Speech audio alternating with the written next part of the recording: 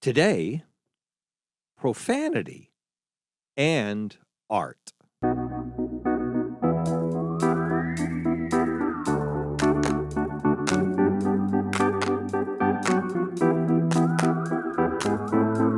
Welcome to Coffee with Creamer, where you get to sit down with our host, Dr. Barry Creamer, for a conversation about faith, life, and culture. We'll look at old ideas through a new lens, turn those culture wars on their head, and paint a picture of the way things could be. If you like your thinking deep and your coffee hot, pull up a chair. You're in the right place.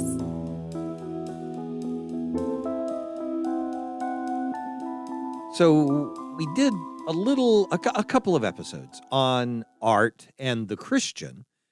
And obviously this is slightly different than that. This is art and profanity. And yet it relates profoundly to Christianity, to the way we live out our Christianity. And so I know that when I spoke and I mentioned to you that we talked about art and the Christian in those episodes because of the invitation I had to speak about it at my church on Wednesday nights.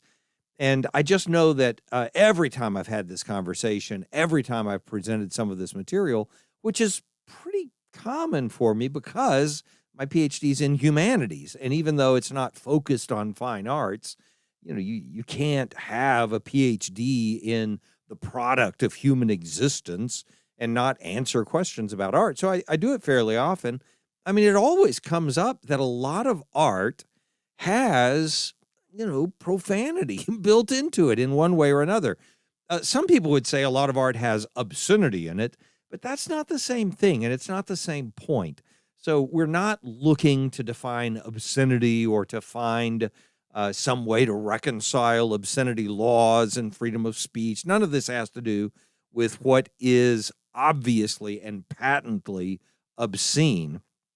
This has to do with when something in the art does cross the boundary of propriety, but it's not for the sake of being obscene. It's not about that.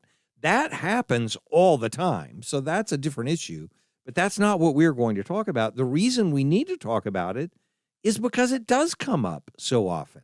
I know of PhDs in humanities who've gone to teach in a religious setting, and they end up being crippled in their opportunity to teach because you can't take the students to a museum because there might be a picture of someone who's not fully clothed in that museum. And it's hard to imagine a fine arts class not including some of the historical images that all of us recognize from Venus and Aphrodite forward that would be considered somehow across the line of propriety. And they are. There is a reason to think of it that way. So I just sort of want to put those two things together. The fact that we do care about human beings and therefore the products that they produce. Art is human, after all.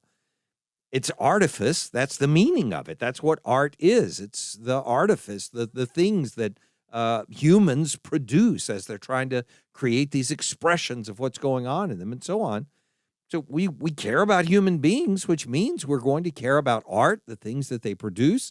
And some of what art does, nothing else does. It allows us, it forces us to deal with some things that we might not deal with otherwise. So that means we've got to figure out what we're supposed to think about when art crosses the line. And even if it's not art, I want to talk about profanity in general towards the end of the discussion. As I was thinking about how to go through this conversation, I had two choices. I either begin with profanity and end with art, or begin with art and end with profanity, and I've chosen to do the former. But doing that means I need you to come along with me to sort of share in an understanding about humor. There are a lot of ways I know humor doesn't sound like the same thing, but it actually is. So I will explain why. It's not just parallel. It really is sort of the same thing as profanity, which is why humor is offensive to a lot of people in certain circumstances. And in my kind of context, where I'm around religious people all the time, sometimes humor itself, just any kind of joke, it's like, why are you funny? That's not okay. Aside from the responses I get from most people, which is, you're not actually funny, and that's not okay either, which is true. I'm not that funny, but I love humor. I really value it, and I've always been curious about it. And when I was working on my doctoral studies, one of the books that I read in order to get a better grasp of the self, because that was a significant concept in my doctoral work, was wit, meaning humor. How does it work that people speak these clever lines and everyone's caught off guard by it and they chuckle at it? Why, what is it that brings that to pass? So one of the books I read on that was Sigmund Freud, and it's a really brilliant book, and it's funny, it's interesting. He uses all kinds of illustrations of some clever or witty sayings or stories or whatevers. And the end of it is you sort of get this grasp of what's going on when people are creating humor. And the one ingredient that's always in common with it, I don't think I gave you the name of the book. I think it's called The Wit and the Unconscious, or The Wit and Its Relation to the Unconscious. I think that's what it is. Anyway, Daisy will create a link for you on the website if you want to look it up. But, if you look up Sigmund Freud and wit, that's the book that'll come up, and it's worth the read. Anyway, the point is, and I'm not advocating for Sigmund Freud, I'm just saying he's not, he has some things that he says that we should probably learn from. So the common ingredient that's always present, and I've found this not just from Freud, but, from my personal experience as well, and just over time, you realize this is the thing that's happening. The common ingredient with every kind of humor, no matter how it comes across, is that you do something unexpected or you break a norm, meaning there's an element of surprise. There is that thing that's unexpected or abnormal or eccentric. And I'll use that term a few times. And in fact, the term eccentric, which just means outside the center, it's sort of across the line. It's not centered the way most of us think we are and everyone else ought to be. And so we describe certain personalities as being eccentric. When I use that word, what I mean by it is the thing that's outside the lines. I was coloring and my crayon went outside the lines. That's what humor does. It just drags us outside the lines. So it's always, therefore, because the lines are the norms, it's always breaking a norm of some kind. And there are different ways to do that with humor so that it just makes sense to us. We would respond to it and we would understand why we responded to it the way we did. So one of the means to getting to humor, easy means for getting there, it's not always easy, but it's there, it's low-hanging fruit, so to speak, is cleverness, meaning you use some bit of intelligence or insight or anticipation of what's coming next and then turn the corner with it, and in your mind, you sort of drag things over to the left a little bit or over to the right a little bit instead of going down the center line. And with that cleverness, you can, surprise people at the end of your statement. So when people do puns, they're using cleverness. Now, I know puns are considered a low form of humor, but they're funny. And if a person's pulling them out of midair, they're really funny. And one of the weirdest things, by the way, about puns, I'll just pause to say, this is a side note, parenthetical note, and aside if we were on the stage, is how good Old Testament and Hebrew people are at puns. It's weird. And it's common for me. All the Hebrew professors I've ever known, which is 3, 4, 5, I don't know, but 3 who are here at the college right now, they're constantly saying puns, and they're funny too. So anyway, any kind of pun is going to do that. Any kind of joke or riddle that involves a little twist, again, to the left or the right of where you expected to go with the language that was being used is going to do that. So, when I was a little kid, I remember, I think the first joke I ever remember hearing was somebody saying a riddle, what's black and white and red all over? And, it's like, oh, I'm just...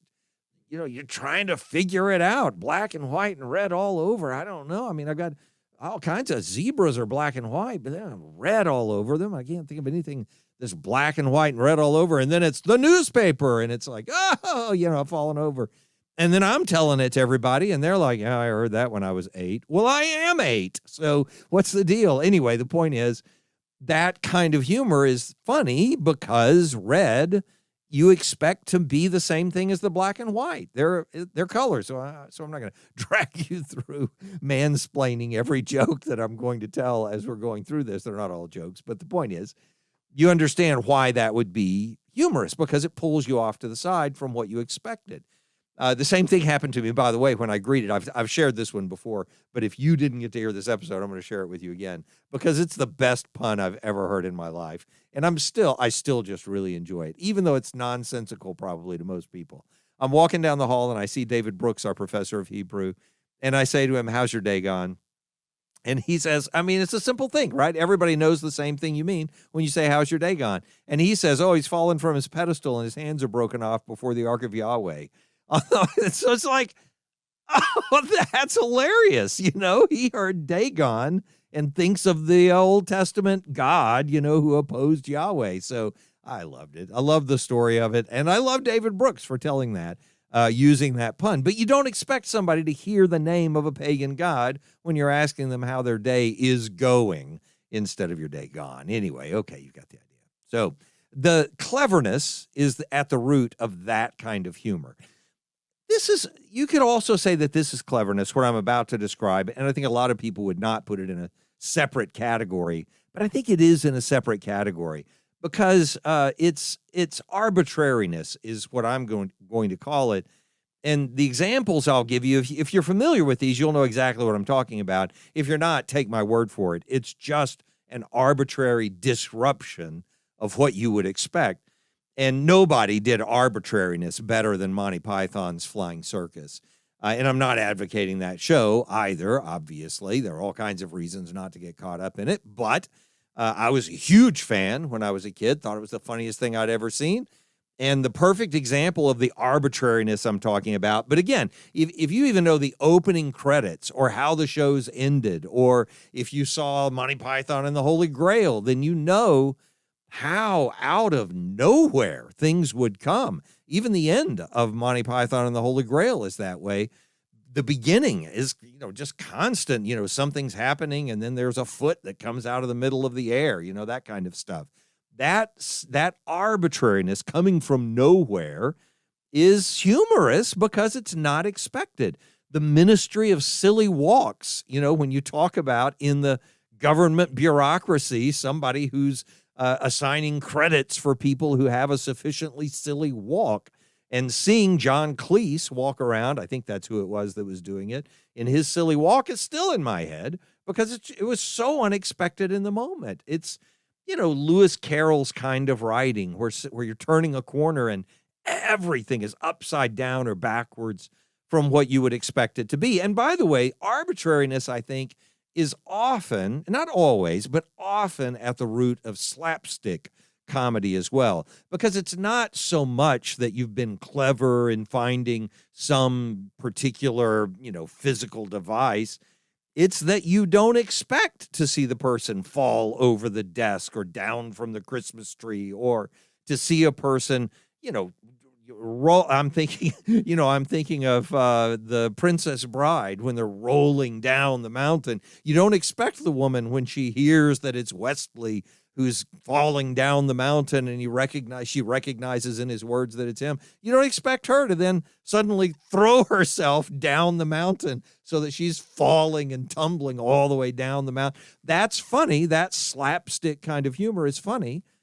Partially just because you didn't expect it, and partially because it's just so arbitrary out of nowhere that it happens. So anyway, there's that, the arbitrariness. But this is the other part, and this is the part that's most important for us sort of to grasp what's going on with profanity and why profanity comes into the discussion from humor. If you want to do something that people don't expect, you can use cleverness or you can use arbitrariness to get there, or you can violate their social norms.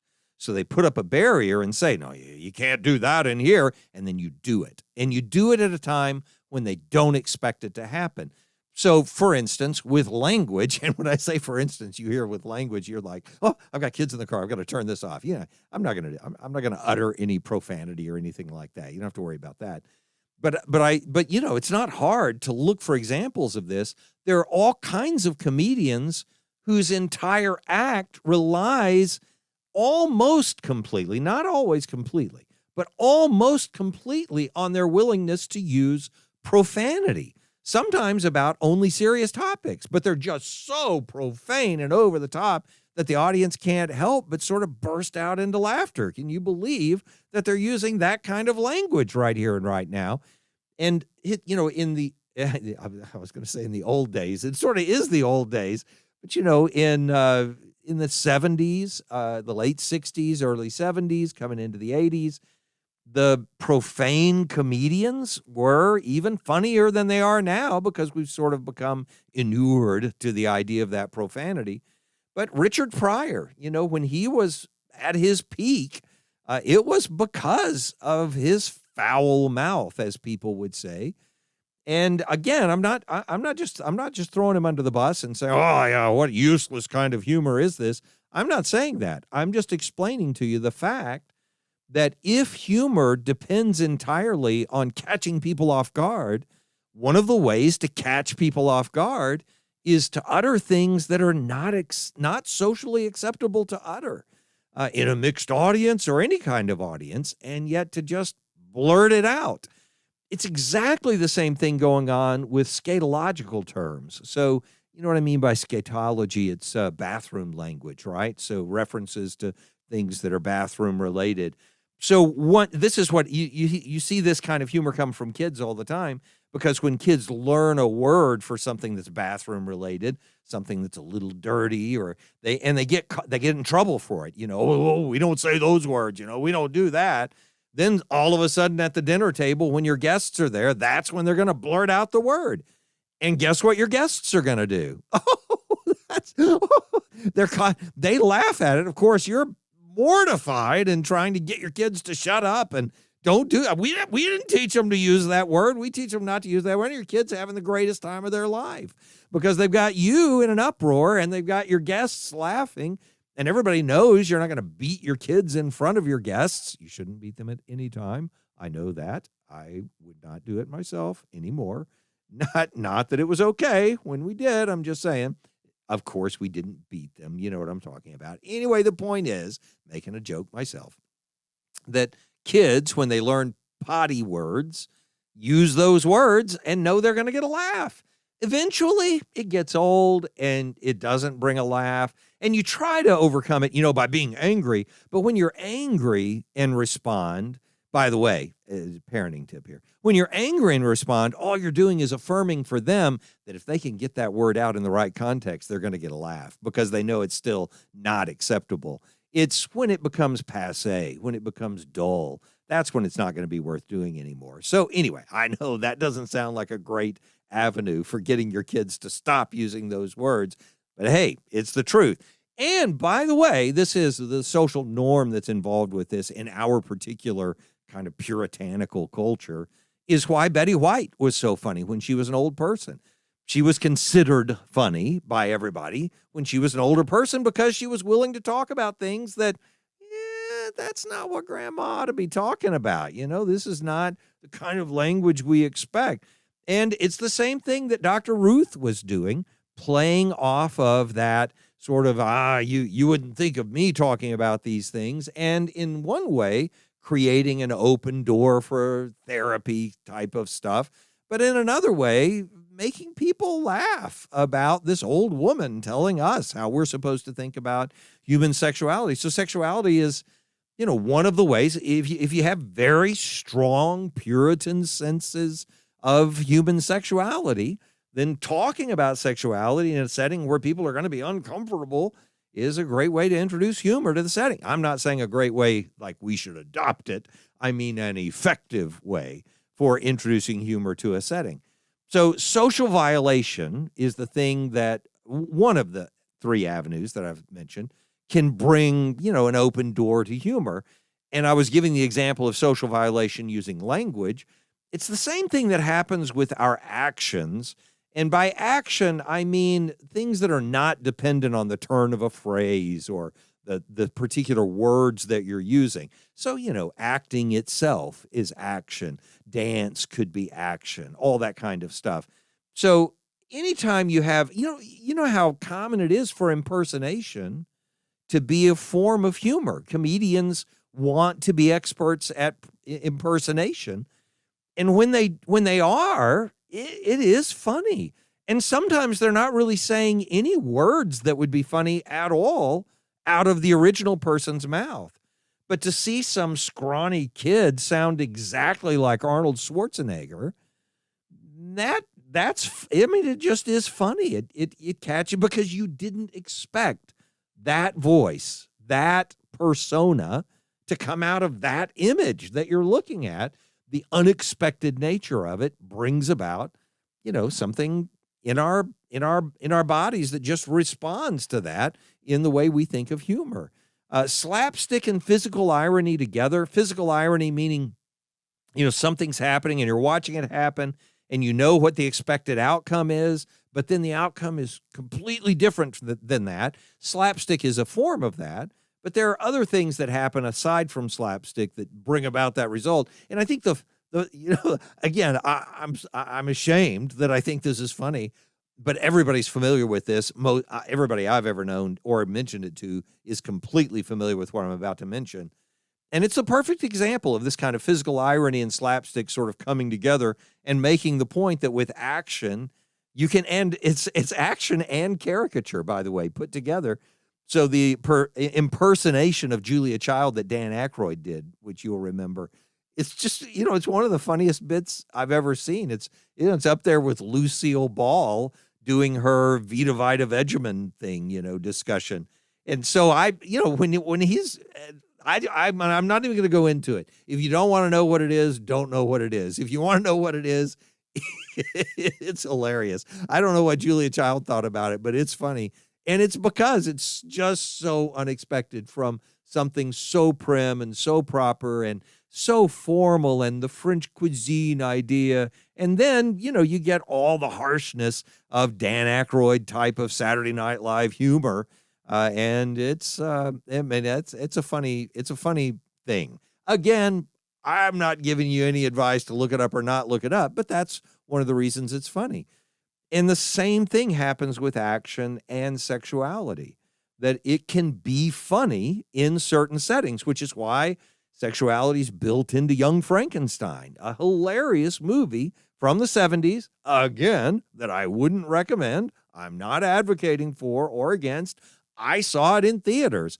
I was, 13 years old or something like that, and I thought it was the funniest thing I'd ever seen, and I didn't get any of the sexual humor.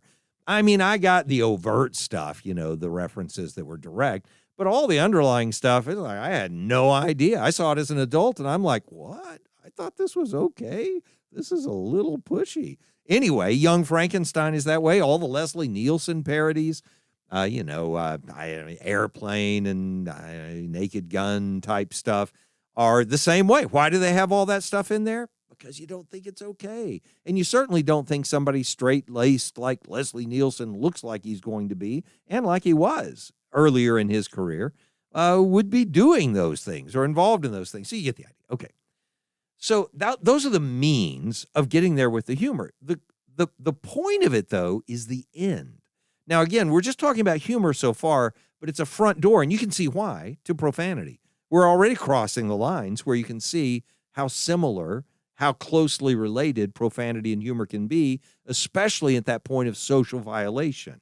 If you have sufficient cleverness or arbitrariness to figure out how to get people to laugh, that's fine. But when you run out of that, then you just throw in the profanity, right? And you get there a separate way.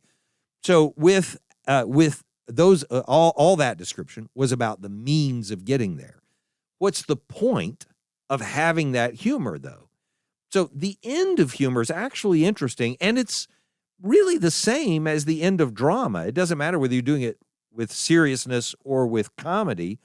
If you pursue it, if you think of the drama mask, and you know what I mean by that, the mask that has the smile on one side and the frown on the other side, or you have both masks, one mask smiling, the other mask frowning. The tragedy mask is Melpomene. I've never known how to pronounce that name in English. And then Thalia. And Thalia is comedy. And they're the two muses that are supposed to generate that kind of response. That's what's being reflected in those masks. The masks are, you put on this act and you get this response from the audience. That's the idea. But they are always doing, and this is what entertainment does. It's just the nature of entertainment, and therefore the nature of humor, and therefore the nature of a lot of what's going on with profanity, which is trying to get someone to pay attention to what you're saying or doing. But what's happening with humor is the same as what's happening with drama. You're either generating a moment of escape when people are able to stop thinking about those grave things that are involved in their life and so on, which, escape provides, in one sense, just relief. Literally, we call it comic relief when you have a moment when things are so serious for so long that you need, in the movie, for instance, you need a fool to show up and say something ridiculous. Think of all the Marvel superhero movies and how common the comic relief is as you're looking for something gravely serious going on, pretty commonly the end of the world, by the way. But the point is, you need comic relief for the same reason humor serves well in society and just in our personal lives, for being able to provide us some relief. Just let me take my mind off of all of those heavy things I've been thinking about. Even gallows humor is that. It's just relief for the moment.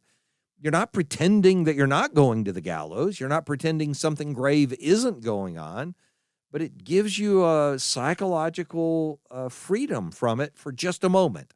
So one of the things that provides an escape is relief. The other is recreation. I mean, we call it recreation, but, literally the word recreation. It allows you in that moment to find some healing and some strength to get back out and face the grind for the next little bit. A lot of people use humor that way when they're consuming humor, that is.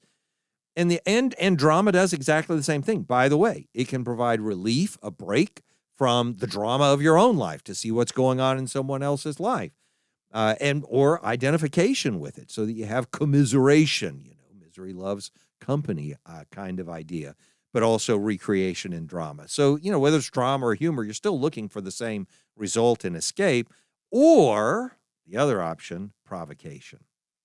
And provocation meaning pushing you to deal with things you would not have dealt with otherwise, forcing you into a confrontation with something that you weren't aware of before. A lot of documentaries are obviously provocative for a reason. We want you to have to think about the sex abuse crisis, or we want you to have to think about a toxic corporate culture, or we want you to, and so on. But the same kind of thing happens in dramas that are displaying family dysfunction or things like that. So we want you to work through these things. But I mean, really, how many of us looking for a good time are finding a theater where we can go find a bunch of people in misery and watch them for 2 hours? That's just not always going to be our first pick. So humor steps in and says, I think I could provoke you to think about corporate greed, but I'll couch it in an island full of dogs, Now, I'm not even saying that's what the Isle of Dogs is about, but I'm making the point that when you use humor, because people are finding relief and finding escape through the humor, you also create an avenue or an opportunity for provoking them to think about things they might not have otherwise. It's a wedge, it's sort of a foot in the door for weightier or less palatable matters that need to be talked about. So you introduce it with humor. And honestly, for all the criticism they get for it, a lot of pastors who I hear criticized, a lot of preachers who I hear criticized because they just tell jokes. Now, there are some of those. There are guys that I would say to them, you're not really doing anything but just entertaining people while you're speaking. There is that, but not a lot. Most people who are speaking in that context, in whether it's at a church, from the pulpit or just in a Sunday school class or whatever, if they're humorous, they're doing it number one, to build rapport and give their audience a reason to trust them. But number two, because sometimes if you don't, people are just going to put up a wall and say, this is too serious for me. I need break. I need a respite from the psychological trauma that I'm facing because you're telling me how important everything is and how miserably I've failed at accomplishing it. Sometimes humor invites a person to come with you across the fence and hear you all the way to the conclusion you wouldn't have gotten to otherwise. So there is a means for humor that we've been talking about, but also a purpose for humor that we've been talking about. And so the reason I brought all of those up was because humor is an aesthetic form, and it's built into a lot of other aesthetic forms, meaning when you're encountering art, very often you encounter it as art for the same reason, whether it actually turns into humor or not, doesn't matter, but for the same reason that you encounter humor and deal with it the way you do. Now, I know this isn't the same as talking about profanity yet. I'm not doing that. I'm using art as the step between humor and profanity so we can talk about both. So let me explain what I want to do with art and then sort of start into that part of the discussion. And then the rest of the time, we'll probably end up in a second episode talking about art going into profanity and why we can respond to it in different ways. But what I want to do with art is come at it in the opposite direction. So with humor, we talked about how we get there, cleverness, arbitrariness, social violation, and then why we try to get there, for the sake of escape or provocation. With art, I want to go the opposite direction. What's the goal? What's the end first? And then secondly, what's the means of trying to get there? So talking about the end or the goal or the purpose, it's fairly obvious that art and humor have sort of the same goal, which is so with art, art takes you where you would not go on your own or where you could not go on your own. And there's an obvious relationship between that and what humor does by forcing you toward the unexpected or the abnormal or the eccentric or breaking a norm. That's where you would not or could not go on your own. You might not be clever enough to get there on your own, so a humorist could take you there. The same thing an artist is doing when they put in front of you a painting or some element of beauty. They give you something that you wouldn't have been able to encounter on your own. You would not have gotten there in your ordinary everyday life. And so the end of art, the purpose of art, ends up being pretty much the same as the end of humor. That is, it might bring about an opportunity for escape. So, for instance, when you take Thalia, the muse for comedy, and that smiling comedy mask, you're going to a play or to a display of some kind that is intentionally funny, just filled either with farcical kinds of humor or with a more serious kind of dramedy, as people use the term. But it's designed to be funny to begin with, and you go to it because you just want a moment of escape in the same way that you need the provocation that comes from Melpomene, however you say her name, the muse of tragedy and the frowning drama mask. And you do go to that imitation, not watching someone actually suffer, but watching someone portray that suffering in a way that gives meaning to it by the fact that it's being portrayed for an audience to see what this meant to someone else.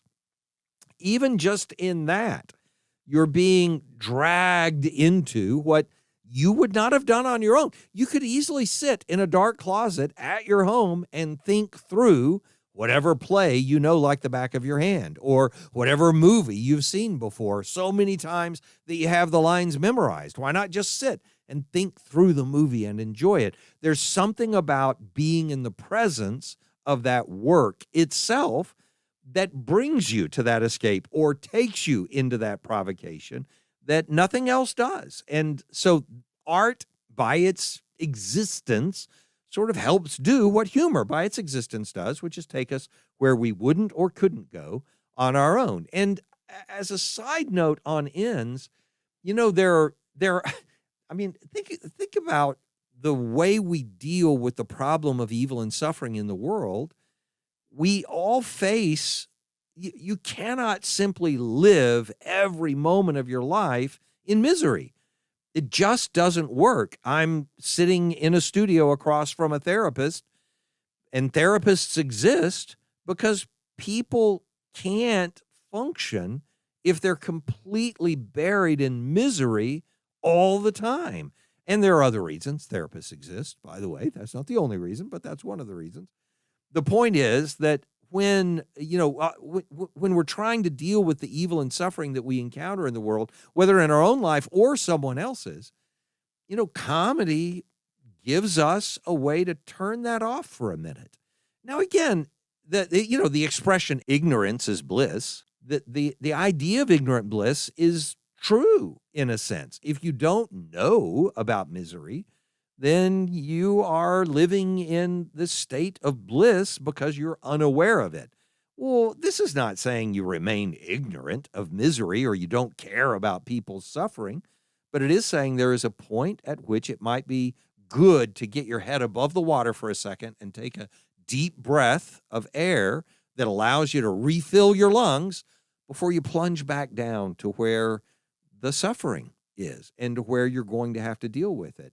And comedy can it can take an excessive form, obviously. It can become not just an escape, but escapism, where your whole life is lived trying to pretend that there's not any suffering like that there's not any evil going on in the world. We don't want that, and that's not what we're talking about. Art can lead in that direction, too, as a sort of a cloak for the realities of the world. But that's not where we want it to go, and that's not where it needs to go.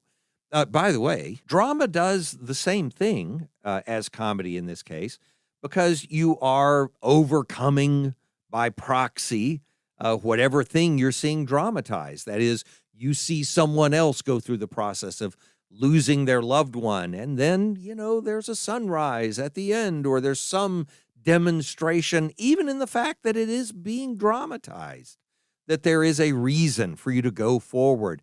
Or you overcome isolation. As I mentioned before, misery loves company. Commiseration is a reality for everyone to share in owning this experience together is itself a means of overcoming.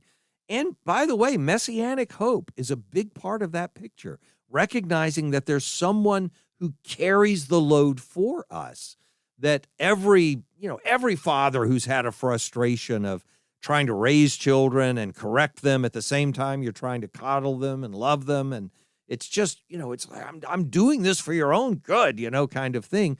Every father who's ever been in that position recognizes by proxy the heroes in so many stories who are underappreciated, but are bringing about the redemption of the people they care about. Whether fathers deserve to have that thought or not, it's part of what makes that so appealing to us. And that's the reality for all of us. In one way or another, we're looking for that connection that comes with other people through art. So the end of art, it's multivariated, obviously, much more varied than what I've just described. But that's a part of the end that goes with art and that matches perfectly what I was talking about, goes with humor. The means for how we accomplish things like this with art is different. And so it's different, but it's parallel. So it's very similar to what I was talking about with humor, where I was saying the means for bringing out humor might be cleverness or arbitrariness or social violation. The means with art is often, so where I said cleverness for humor, I would say intentionality or meaningfulness. That is, adding deliberateness to everything that you're doing with art is it's not simple, shallow cleverness, but it's parallel in its point that you're using your intelligence to figure out a way to get there. With arbitrariness, in a lot of ways, that's similar to the sensationalism that people use in art. And sensationalism is more than the way we use the terms in the last 50 years to mean, overly, demonstrative of or using of all of the senses or something like that. It's just a heavy dependence on senses and on the experience that the senses have. That kind of thing is related in some ways to the arbitrariness I was talking about with humor. But then the contrast with normalcy that art uses, which is a big one, we'll talk about it on the next episode, that's parallel with the social violation about humor that I was talking about. So the means for art is similar to what's going on with humor. And obviously the point of this is, at this moment, we're going to take a break here in just a second, and then the next episode I'll pick up talking about art and profanity. But the point of this is to make clear how the goal of someone who's making a joke, of breaking a norm, doing something you didn't expect, twisting the road at the end, that goal of a humorist is very similar to the goal that an artist has of saying, I know you see the world this way, but let me show it to you a different way. Let me give you a different way to understand what you saw before, but didn't really process. Let me show you what it is for someone to have processed it more deeply. Or let me show you what it would be if you looked at it through a different set of eyes. Whatever that is that you didn't expect or wouldn't have been able to produce yourself results in you being taken where you wouldn't have gone on your own. And because of that, it makes art really valuable to us. Now, again, this is just the art part of the discussion, but the importance of that is that as we start to look at art, I don't know of anybody who hasn't been confronted by this reality. As you start to encounter art, you cannot avoid encountering forms of it that drag us to a place where we're not comfortable giving approval to what we've seen or heard or experienced. And we say, this is profane. This is not acceptable. And I agree with that. By the way, I'm not questioning the value of profanity's lines where you say, this is too much. This is not acceptable behavior. I think that's essential to even the things I'm going to say are valuable about how profanity can influence art or culture in different ways. So I'm not really questioning the moral standards that we have here. What I want us to question is how we understand our religious, our Christian obligations, how we understand our moral commitments in light of our experience of that kind of art, of that kind of cultural exposure whatsoever.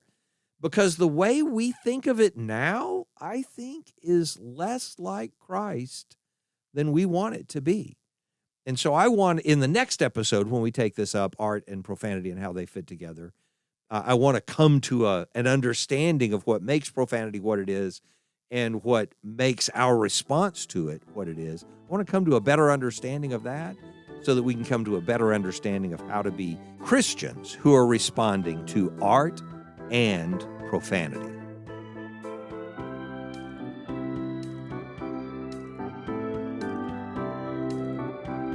Thanks for joining us for Coffee with Creamer. Your cup of coffee may be finished, but we are not. Come back next week for a refill as we sit down to examine a new set of ideas and cultural issues. Don't miss an episode. Subscribe wherever you get your podcasts or visit our website at barrycreamer.com. Until next time, keep your mug hot and your mind sharp.